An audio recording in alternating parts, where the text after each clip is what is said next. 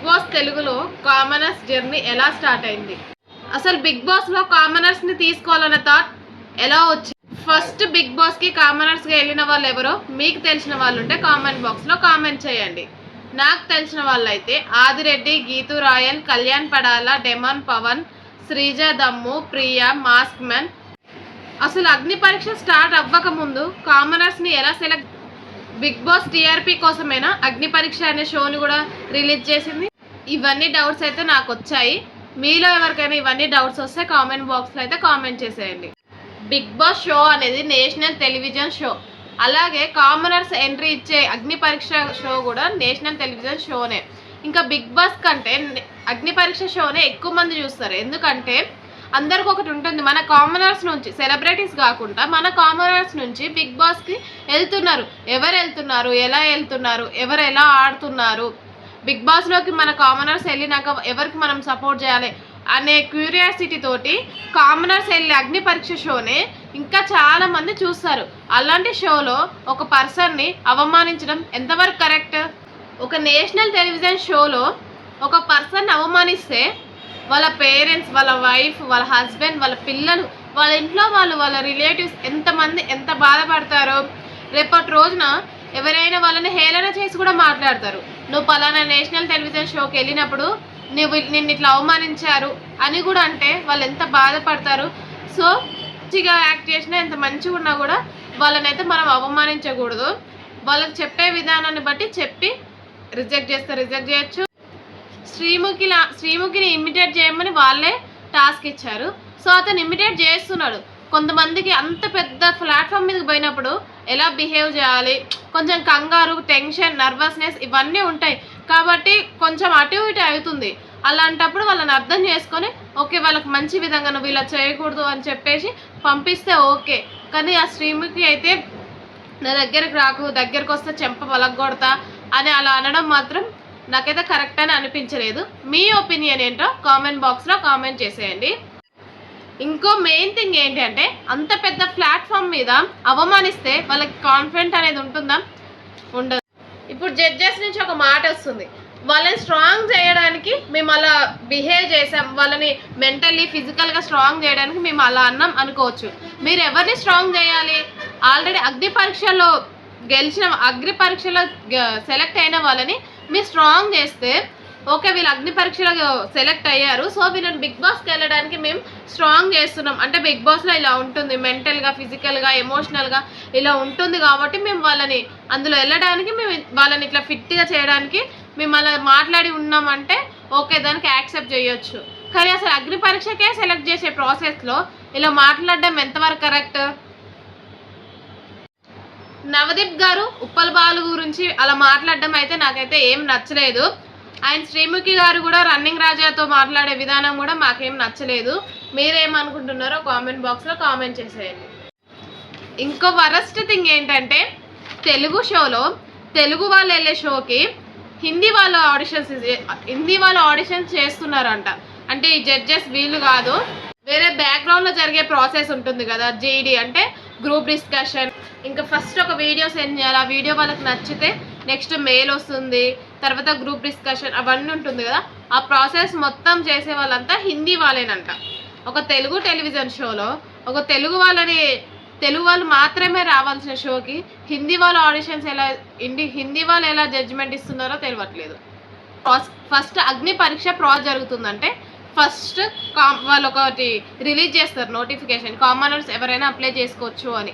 అప్పుడు ఏం చేయాలంటే ఫస్ట్ కామనర్స్ అందరూ కూడా ఇంట్రెస్ట్ ఉన్న వాళ్ళు ఒక వీడియో అయితే చేసి పంపిస్తారన్నమాట బిగ్ బాస్ షోకి, వాళ్ళ టీంకి పంపిస్తారు. ఆ వీడియోని చూసి కొంతమందిని అయితే సెలెక్ట్ చేస్తారు. 1,00,000 మంది వీడియోస్ పంపుండొచ్చు, అందులో వాళ్ళకి నచ్చిన వాళ్ళని అంటే బెస్ట్ వీడియోస్ని సెలెక్ట్ చేసి వాళ్ళకైతే ఒక మెయిల్ అనేది పంపిస్తారంట. ఆ మెయిల్లో పలానా టైం అంటే నెక్స్ట్ ఆడిషన్ ఎక్కడ జరుగుతుంది, నెక్స్ట్ ప్రాసెస్ ఏంటిది అనే దాని గురించి ఆ మెయిల్లో ఉంటుంది. టైమింగ్స్, ఇంకా లొకేషన్ అవన్నీ అయితే అందులో ఉంటాయంట.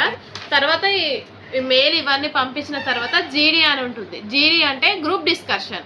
ఆ గ్రూప్ డిస్కషన్లో ఒక 10 మందిని ఒక దగ్గర కూర్చోబెట్టి వాళ్ళకు ఒక టాపిక్ ఇచ్చేసి లేదా ఏదైనా టాస్క్ ఇచ్చేసి మీరు కొట్టుకోండి అని చెప్పేస్తారంట. అంటే ఎక్కువ ఎవరు ఆర్గ్యుమెంట్ చేసేస్తారు అనే దానిపైన టాపిక్ ఇచ్చి ఎక్కువ ఎవరు ఆర్గ్యుమెంట్ చేస్తారో అది అబ్జర్వ్ చేస్తారంట. అక్కడ చేసే జడ్జెస్ కూడా మొత్తం హిందీ వాళ్ళేనంట. ఆమెకి తెలుగు అస్సలు రాదంట, ఓన్లీ ఇంగ్లీష్, హిందీ. తెలుగు షోకి హిందీ వాళ్ళు వచ్చి ఏం చేస్తున్నారో నాకైతే అర్థం కావట్లేదు. ఇంకా గ్రూప్ డిస్కషన్లో ఒక పర్సన్ని జడ్జ్ నీకు అన్నిటికంటే ఏది ఎక్కువ ఇంపార్టెంట్ అని అడిగితే ఆ పర్సన్ వచ్చేసి నాకు సెల్ఫ్ రెస్పెక్ట్ అంటే చాలా ఇంపార్టెంట్ అని చెప్పిందంట. అప్పుడు ఆ జడ్జి ఏమన్నదో తెలుసా, నువ్వు బిగ్ బాస్లోకి వెళ్తే ఫస్ట్ పోయేది నీ సెల్ఫ్ రెస్పెక్ట్ అని అన్నదంట. అంటే ఇప్పుడు బిగ్ బాస్కి పోయిన వాళ్ళందరూ సెల్ఫ్ రెస్పెక్ట్ లేని వాళ్ళ, లేకుంటే బిగ్ బాస్కి వెళ్ళి వచ్చిన వాళ్ళందరూ సెల్ఫ్ రెస్పెక్ట్ పోగొట్టుకున్న వాళ్ళ? అగ్ని పరీక్ష స్క్రిప్టెడా, టాస్క్ ఇవ్వకుండానే రిజెక్ట్ చేస్తున్నారంట.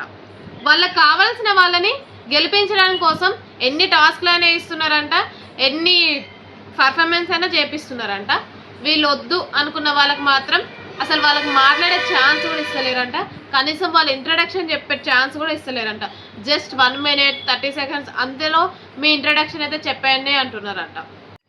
ఫస్ట్ అగ్ని పరీక్ష ప్రాసెస్, ఫస్ట్ అయితే వీడియో చేయాలి. చెప్పాను కదా వాళ్ళ గురించి, వాళ్ళది ఒక 2 minutes అంత వీడియో చేసి ఆ వీడియోని అయితే బిగ్ బాస్ వాళ్ళకి పంపిస్తారు. ఆ వీడియో నచ్చితే నార్మల్ కాల్ చేస్తారు, తర్వాత జూమ్ కాల్ చేస్తారు. జూమ్ కాల్, నార్మల్ కాల్ అన్నీ ఓకే అన్నిట్లో సెలెక్ట్ అయ్యాక ఒక మెయిల్ పంపిస్తారు 3rd రౌండ్కి. ఆ 3rd రౌండ్లో అడ్రస్, టైమింగ్, లొకేషన్ అవన్నీ అయితే పంపిస్తారు. ఇవన్నీ చూసుకొని వాళ్ళైతే అగ్ని పరీక్ష లొకేషన్కి అయితే వెళ్తారు.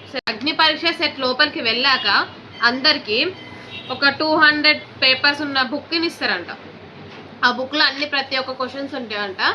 ఆ క్వశ్చన్స్లో అన్నిట్లో ఒక క్వశ్చన్ అయితే నేను చెప్తాను. మీరు చచ్చిపోతే మీ సమాధి మీద ఏం రాస్తారు అని అడిగారంట.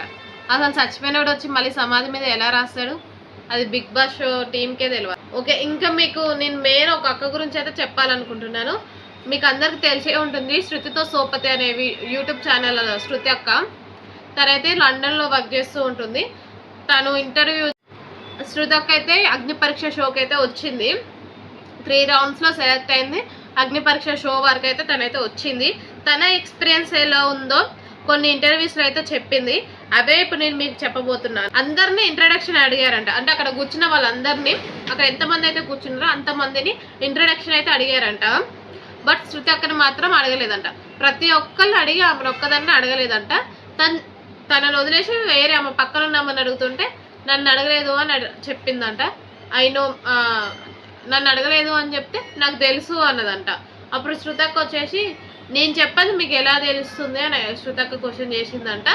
అందరిది అయిపోయిన తర్వాత సరే అని మా దగ్గరకు వచ్చి చెప్పండి మీ గురించి అని చెప్తే I built my life from scratch అని చెప్పిందంట.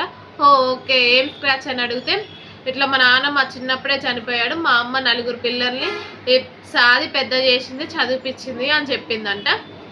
అండ్ నెక్స్ట్ చిన్నప్పటి నుంచి వాళ్ళు ఎలా కష్టపడ్డారు, ఎలా చదువుకుంది, లండన్ దాకా ఎలా వెళ్ళింది, ఇవన్నీ ఆమె లైఫ్ స్టోరీ అంతా చెప్తుంటే ఓకే టైం అప్ అనేసి క్లోజ్ చేసేసి అక్కడ ఉన్న వాళ్ళని ఎవరినైతే వాళ్ళకి నచ్చిన వాళ్ళు ఉంటారో, ఎవరినైతే వాళ్ళు హౌస్ లోపలికి తీసుకెళ్లాలనుకుంటున్నారో వాళ్ళని మాత్రం హైలైట్ చేసి మాట్లాడుతున్నారంట. మిగతా వాళ్ళని మొత్తం డిగ్రేడ్ చేస్తున్నారంట. వాళ్ళకి నచ్చిన వాళ్ళని, వాళ్ళు హౌస్లోకి ఎవరైతే వెళ్ళాలి అనుకుంటున్నారో వాళ్ళకి ఎక్కువ ప్రిఫరెన్స్ అయితే ఇస్తున్నారంట. మిగతా వాళ్ళని అసలు పట్టించుకోవట్లేదంట. చాలా చీప్గా అయితే చూస్తున్నారంట. ఇంకా అదర్ కంట్రీస్లో జాబ్ చేసే వాళ్ళు కూడా జస్ట్ బికాస్ ఆఫ్ అగ్ని పరీక్ష కోసమే వచ్చారు. బిగ్ బాస్ కోసం కూడా కాదు, జస్ట్ అగ్ని పరీక్ష కోసమే వచ్చారు. వాళ్ళు అదర్ కంట్రీస్లో ఉండేవాళ్ళు అగ్ని పరీక్ష కోసం రావడం కోసం 10 to 13 lakhs అయితే ఖర్చు పెట్టుకున్నారంట. అంటే 10 to 13 lakhs ఎలా అయినాయి అంటే, ఎమర్జెన్సీగా ఫ్లైట్కి రావాలంటే టికెట్ ప్రైస్ వేరే ఉంటుందంట. ప్లస్ వాళ్ళు ఎమర్జెన్సీ లీవ్లో వచ్చారు కాబట్టి వాళ్ళ మేనేజ్మెంట్ అక్కడ వీళ్ళకి ఏం హాలిడేస్ తీసుకున్నానికి ఏం పే చేయదంట. ఎందుకంటే వీళ్ళు ఎమర్జెన్సీలో వెళ్తున్నారు, వీళ్ళు మళ్ళీ తిరిగి వస్తారో రారో తెలియదు కాబట్టి వాళ్ళ మేనేజ్మెంట్ లైట్ తీసుకుంటుందంట. ఇవన్నీ మళ్ళీ ప్లస్ అగ్ని పరీక్ష కోసం వెళ్తున్నాం కాబట్టి మంచి డ్రెస్సెస్ కొనుక్కోవాలి, డ్రెస్సెస్తో ఇంప్రెస్ చేయాలి వాళ్ళని, మన డ్రెస్సింగ్ సెన్స్ మంచిగా ఉండాలి. ఒక షోకి, నేషనల్ టెలివిజన్ షోకి వెళ్తున్నామంటే మన డ్రెస్సెస్ కూడా బాగుండాలి కాబట్టి వాళ్ళు డ్రెస్సెస్ పైన కూడా ఒక 50-60 thousand అయితే స్పెండ్ చేశారంట. సో ఇవన్నీ కలుపుకొని వాళ్ళకి వేరే కంట్రీస్ నుంచి వచ్చిన వాళ్ళకైతే 10 to 13 lakhs వరకు అయితే అయినాయి అంట. అంటే బిగ్ బాస్ టీమ్ ఏం చేస్తుంది, జస్ట్ అగ్ని పరీక్ష కోసమే అమెరికా నుంచి వచ్చారు అని వాళ్ళు టెలికాస్ట్ చేసుకొని టీఆర్పీ కోసం ఇలా చేస్తున్నారా? అమెరికా నుంచి అగ్ని పరీక్ష కోసం వచ్చారని టెలివిజన్లో వేస్తే వీళ్ళకి టీఆర్పీ వస్తుందనా వాళ్ళని అలా ఆడుకుంటున్నారు? అసలు బిగ్ బాస్ షోకి ఎవరు కావాలి? యాక్టింగ్ ఫీల్డ్ వాళ్ళు వద్దు, మోడలింగ్ వాళ్ళు వద్దు, ఇంకా క్రియేటర్స్ వద్దు, ఫిజికల్ గేమ్స్ ఆడే వాళ్ళు వద్దు. మరి ఎవరు కావాలి? వాళ్ళకి ఎవరు కావాలంటే ఫస్ట్ ఎవరినైతే వాళ్ళు సెలెక్ట్ చేసుకున్నారో వాళ్ళే బిగ్ బాస్ షోకి అయితే కావాలి. వీళ్ళనందరినీ కేవలం ఏదో టీఆర్పీ కోసం జస్ట్ ఎపిసోడ్స్ రన్ కావడం కోసమే తీసుకున్నారు. ప్రాసెస్ అగ్ని పరీక్ష టైంలో ప్రాసెస్ జరిగే దగ్గర నాకు పలానా క్వాలిఫికేషన్ ఉంది, నేను ఇది చదువుకున్నా అంటే మనం నీకు అంత పెద్ద క్వాలిఫికేషన్ ఉంది కదా, నువ్వు అంత బాగా చదువుకున్నావు కదా, వెళ్ళి నువ్వు జాబ్ చేసుకో, నీకు ఈ బిగ్ బాస్ షో ఎందుకు అని అంటున్నారంట. వాళ్ళు అనుకున్న వాళ్ళు గెలవడానికి, వాళ్ళు సెలెక్ట్ చేసిన వాళ్ళు గెలవడానికి ఎన్ని టాస్క్ అయినా పెడుతున్నారట, ఎంతసేపు అయినా ఇంట్రొడక్షన్ ఇస్తున్నారంట. బట్ మిగతా వాళ్ళని మాత్రం just 1 or 2 minutes introduction complete చేసి రిజెక్టెడ్ అని చెప్పేసి పంపిస్తున్నారంట. అసలు బిగ్ బాస్ షోకి ఎలాంటి వాళ్ళు కావాలి?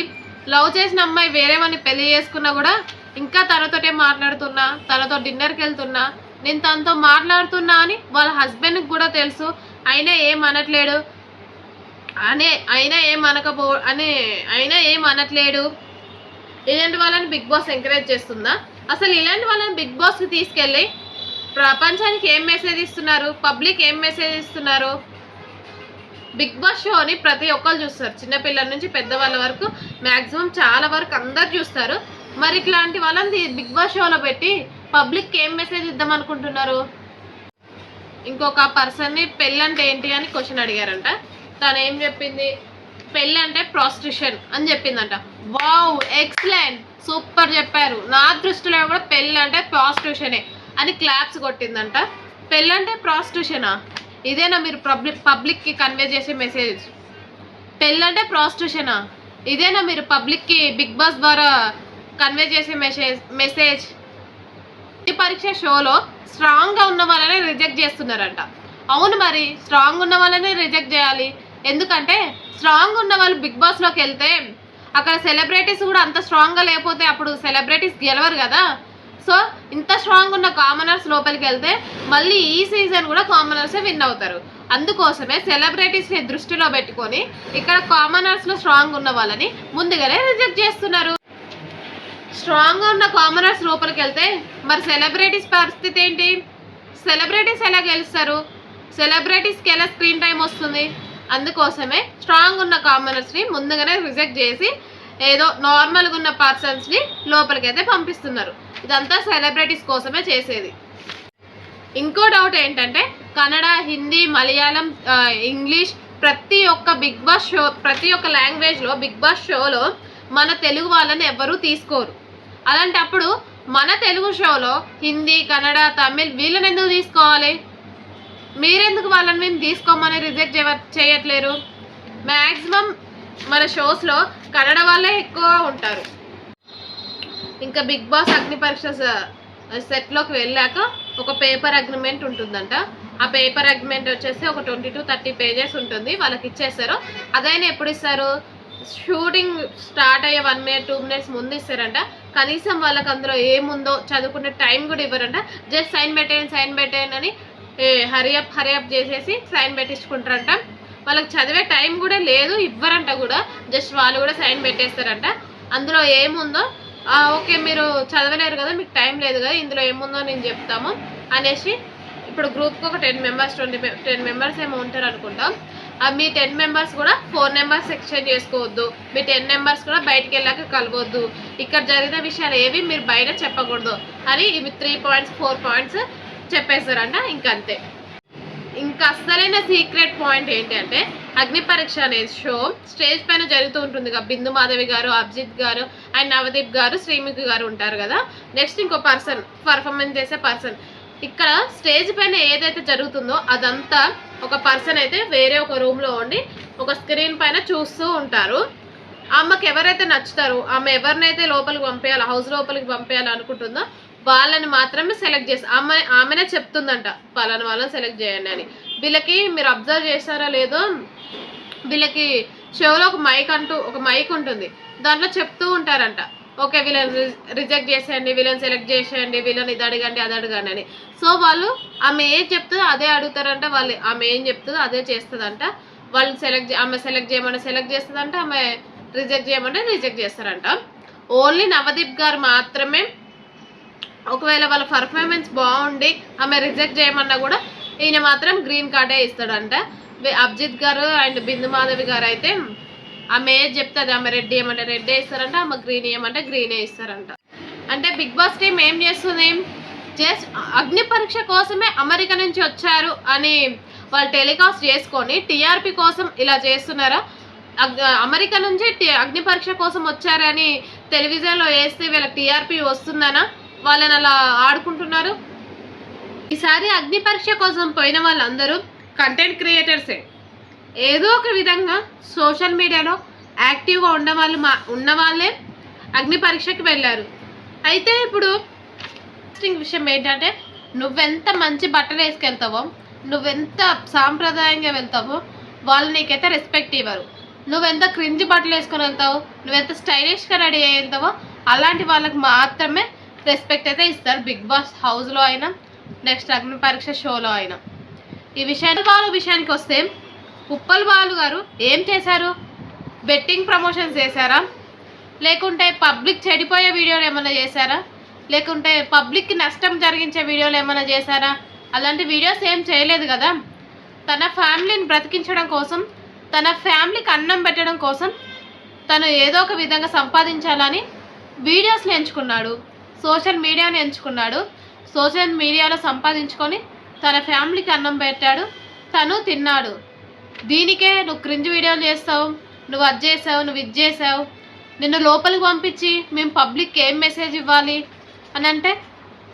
మరి ఇంతకుముందు జరిగిన బిగ్ బాస్ షోస్కి బెట్టింగ్ ప్రమోషన్ చేసిన వాళ్ళని పంపించారు, వైఫ్ అండ్ హస్బెండ్స్ మధ్యలో గొడవలు జరిపించిన వాళ్ళని పంపించారు, కేసులు ఉన్న వాళ్ళని పంపించారు, కోట్ల చుట్టూ తిరిగిన వాళ్ళని పంపించారు. మరి వీళ్ళందరినీ పంపించి పబ్లిక్కి ఏం మెసేజ్ ఇచ్చారు? ఒక ఓన్లీ ఉప్పల్ బాలు గారే క్రింజ్ వీడియోలు చేయడం వల్ల పబ్లిక్ ఏం మెసేజ్ ఇస్తారని రిజెక్ట్ చేశారా? ఈ రోజుల్లో ప్రతి ఒక్కరు వీడియోస్ తీస్తున్నారు. యూట్యూబ్ ఛానల్ చిన్న వాళ్ళకి పెద్ద వాళ్ళకి ప్రతి ఒక్కరికి ఉన్నది యూట్యూబ్ ఛానల్ అనేది. హీరోయిన్స్కి, హీరోస్కి, యాంకర్స్కి, సీరియల్ యాక్టర్స్కి, సైడ్ క్యారెక్టర్స్కి, ప్రతి ఒక్కరికి నార్మల్ పీపుల్ కంటే సెలబ్రిటీస్కి ఎక్కువ యూట్యూబ్ ఛానల్స్ ఉన్నాయి. వాళ్ళందరు వీడియోస్లో ఏం చేసినా చూస్తారు, వాళ్ళ వీడియోస్లో ఏం పెట్టినా ఓకే కరెక్ట్ కంటెంటే. కానీ నార్మల్ పీపుల్, కామనర్స్ యూట్యూబ్ ఛానల్స్లో ఏదైనా పెడితే అది క్రింజ్ కంటెంట్. వాళ్ళ బ్రతుకుదేరు కోసం ఏదైనా వీడియోస్ చేస్తే అది క్రింజ్. అవును, ఉప్పల్ బాలు గురించి పబ్లిక్ ఏం కన్వే చేయాలి, నేను హౌస్లోకి పంపించాను అన్నారుగా. ఒక పర్సన్ తన రెస్పెక్ట్ని చంపుకొని ఫ్యామిలీ కోసం డబ్బులు సంపాదించి ఫ్యామిలీకి తిండి పెట్టడం కోసం కష్టపడ్డాడు. తన సెల్ఫ్ రెస్పెక్ట్ని పోగొట్టుకొని ఫోన్ ముందుకు వచ్చి వీడియోస్ చేశారు. ఎంతోమంది రోజ్ చేసినా, ఎంతోమంది ట్రోల్స్ చేసినా అవన్నీ భరించుకొని, అవన్నీ ఏం పట్టించుకోకుండా వీడియోస్ చేసి డబ్బులు సంపాదించుకున్నాడు. ఏం దొంగతనాలు, మానభంగాలు ఏం చేయలేదు కదా. అగ్ని పరీక్ష షోలో జడ్జిమెంట్ ఫేర్గా ఉంది అనిపిస్తుందా, లేక కంటెంట్ కోసం, టీఆర్పీ కోసం కొంచెం ఓవర్గా చేస్తున్నట్టు అనిపిస్తుందా? మీరేమనుకుంటున్నారో కామెంట్ బాక్స్లో అయితే కామెంట్ చేసేయండి. బాయ్.